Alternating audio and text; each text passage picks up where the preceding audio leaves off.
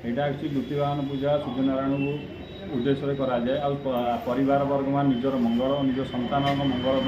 ये पूजाटी करते महिला माने उपवास रही दिन जाक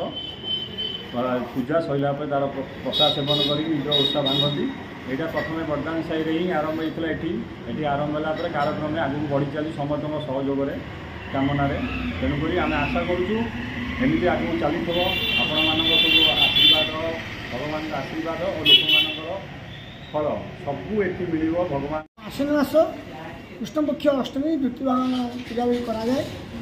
जो मैंने गाँव मानसिक करती जार पिलापिली हो न था से धर्मराज पूजा कर सका निर्जल उपवास रही